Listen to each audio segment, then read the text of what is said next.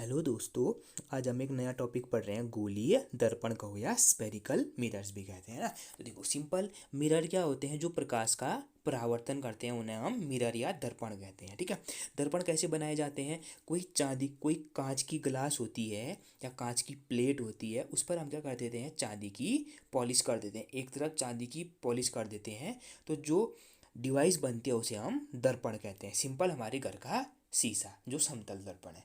अब समतल दर्पण के अलावा दर्पण दो अलग प्रकार के भी होते हैं जिन्हें हम गोलीय दर्पण कहते हैं। ठीक है। देखो, गोलीय दर्पण क्या होते हैं? किसी खोखले गोले के एक भाग होते हैं, मतलब किसी एक खोखले, जैसे हम आपकी बॉल है, प्लास्टिक की बॉल, रबर की बॉल या लेदर की बॉल, उससे बने होते हैं। खोखले खोखले गोले के एक भाग होते हैं। ठीक है। मतलब उनको खोखले गोले से काट कर बनाया जाता है। ठीक है। तो गोलीय दर्पण दो प्रकार के होते हैं।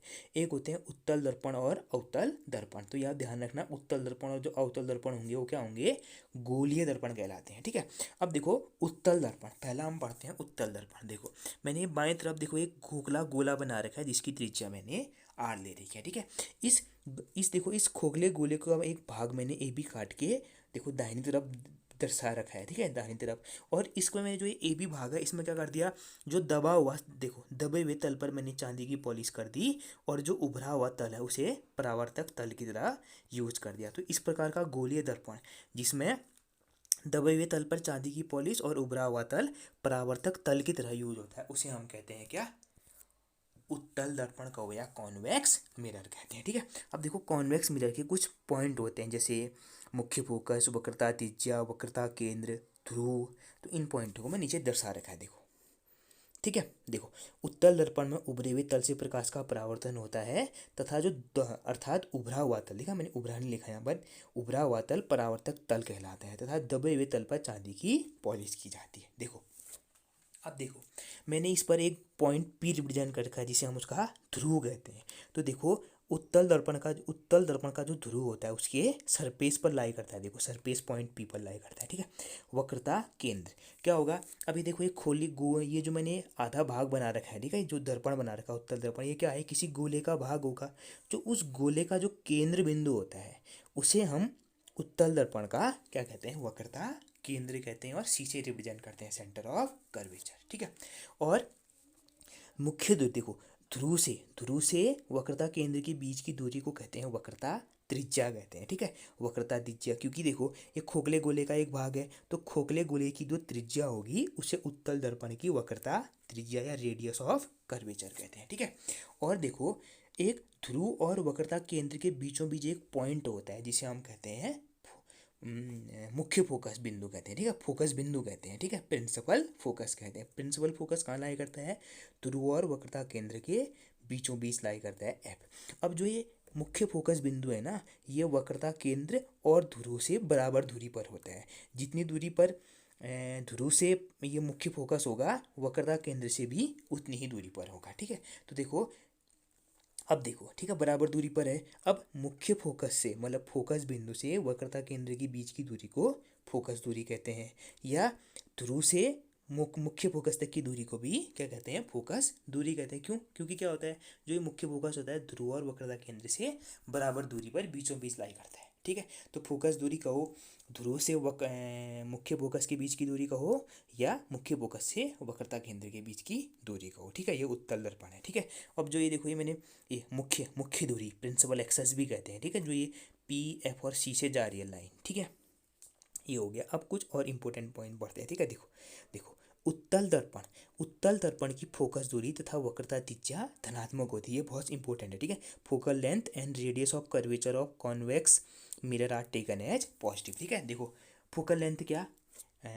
फोकस बिंदु से ध्रुव तक के बीच की दूरी कहो, या फोकस बिंदु से वक्रता केंद्र के बीच की दूरी को क्या कहते हैं? उत्तल दर्पण की फोकस दूरी कहते हैं, जो धनात्मक होती है। और वक्रता त्रिज्या कहाँ से कहाँ तक की? ध्रुव से जो वक्रता केंद्र था, केंद्र बिंदु था, वहाँ तक के बीच की दूरी को क्या कहते हैं? वक्रता त्रिज्या कहते हैं। ठीक है। ये दोनों धनात्मक होती हैं उत्तल दर्पण की। ठीक है। ये आ सकता है, बहुत इंपॉर्टेंट है। उसी प्रकार से देखो, उत्तल दर्पण सदैव वस्तु का आभासी प्रतिबिंब बनाता है। ठीक है। तथा उत्तल दर्पण द्वारा बनाए गए प्रतिबिंब का आकार सदैव वस्तु से छोटा होता है। ठीक है। देखो क्या कहता है? A convex mirror always produces virtual and diminished image, ठीक है। ये भी ध्यान रखना कि उत्तल दर्पण वस्तु का कैसा प्रतिबिंब बनाता है, वास्तविक प्रतिबिंब बनाता है या आभासी प्रतिबिंब बनाता है। उत्तल दर्पण सदैव आभासी प्रतिबिंब बनाता है तथा उत्तल दर्पण द्वारा बनाए गए प्रतिबिंब का आकार वस्तु के आकार से सदैव छोटा होता है, ठीक है। उत्तल दर्पण द्वारा बनाया गया प्रतिबिंब सदैव सीधा होता है, ठीक है। देखो उत्तल दर्पण क्या करता है, आभासी प्रतिबिंब बनाता है और उसका जो आकार होगा वो वस्तु के आकार से छोटा होगा। और उत्तल दर्पण क्या बनाता है, सीधी प्रतिबिंब बनाता है, मतलब जहाँ की तरफ मुंडी होगी वहीं की तरफ प्रतिबिंब की भी मुंडी होगी, ठीक है। ये हो गया। देखो वाहनों में पीछे का दृश्य देखने के लिए उत्तल दर्पण का यूज किया जाता है। देखो जो ड्राइवर होते हैं उनके बगल में जो शीशे लगे होते हैं, बगल में पीछे को देखने के लिए, जब गाड़ी बैक करता है तो वो जो शीशे से देखता है ना पीछे को, वो उत्तल दर्पण से बनाए जाते हैं, उत्तल दर्पण के बनाए जाते हैं, ठीक है। ये हो गया। Convex mirror is used as a rear view mirror, ठीक है। ये हो गया, ये है। अब हम पढ़ते हैं अवतल दर्पण, ठीक है। अवतल दर्पण देखो, अवतल दर्पण भी क्या है, खोखले गोले का भाग है। तो हमने क्या किया, एक खोखले गोले में से एक भाग काट लिया और क्या कर दिया, अब उभरे हुए तल पर क्या कर दिया, चांदी की पॉलिश, और जो दबा हुआ तल था उसको परावर्तक तल की तरह यूज कर दिया। तो इस प्रकार का जो खोखले गोली दर्पण होगा उसे हम अवतल दर्पण कहते हैं, ठीक है। देखो अवतल दर्पण में दबा हुआ तल, परावर्तक तल तथा उभरे हुए तल पर चांदी की पॉलिश की जाती है, ठीक है, ठीक है। ये देखो नीचे भी देखो, अब देखो अवतल दर्पण का ध्रुव बिंदु, उसके फोकस बिंदु, उसका वक्रता केंद्र, और वक्रता केंद्र से ध्रुव के बीच की दूरी को क्या कहते हैं, वक्रता त्रिज्या आर, और वक्रता केंद्र से मुख्य फोकस के बीच की दूरी को फोकस दूरी स्मॉल एफ, ठीक है। ये मैंने रिप्रेजेंट कर रही है।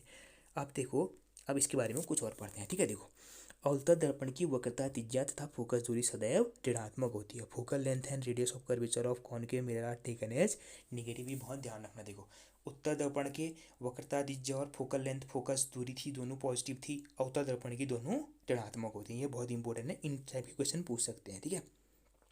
यदि कोई वस्तु अवतल दर्पण के ध्रुव तथा मुख्य फोकस के बीच रखी हुई हो तब अवतल दर्पण द्वारा उस वस्तु का आभासी प्रतिबिंब बनाता है, ठीक है। देखो जब कोई वस्तु अवतल दर्पण के ध्रुव तथा मुख्य फोकस के बीच रखी हो, ठीक है। तो देखो ध्रुव कहाँ पर है, ध्रुव है ये पी, और मुख्य फोकस क्या है, एफ, ठीक है। मुख्य फोकस की इनके बीच में कहीं पर भी रखी हो, कहाँ पर, अवतल दर्पण के ध्रुव पी और मुख्य फोकस एफ के बीच में कहीं पर भी रखी हो, ठीक है। एफ पर नहीं है, इससे पहले देखो, एफ से पहले कहाँ, पी और एफ के बीच में कहीं भी रखी हो, तब क्या बनाएगा, अवतल दर्पण सदा आभासी प्रतिबिंब बनाएगा, ठीक है। ये बहुत ध्यान रखना, कब बनाता है आभासी प्रतिबिंब, तब बनाता है, ठीक है। और देखो आपने देखा होगा जो वाहनों के आगे हेडलाइट होते हैं, जैसे बाइक हो, कार हो या ट्रक हो, उनके जो हेडलाइट्स होते हैं ना, हेडलाइट जहाँ पर बल्ब फिट रहता है आगे साइड, वो अवतल दर्पण के बने होते हैं, ठीक है।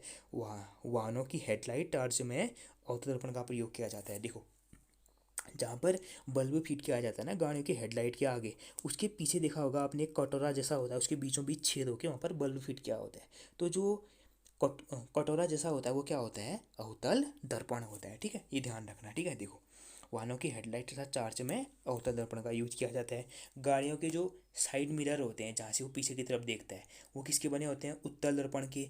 जबकि जो हेडलाइट्स होते हैं उनमें किसका प्रयोग किया जाता है, अवतल दर्पण का प्रयोग किया जाता है, ठीक है दोस्तों। ये इंपॉर्टेंट पॉइंट थे दर्पण से रिलेटेड। ये क्या होता है, बेसिक से क्वेश्चन होते हैं, इससे ज़्यादा टफ क्वेश्चन नहीं पूछे जाते हैं, ठीक है। ओके दोस्तों, थैंक यू।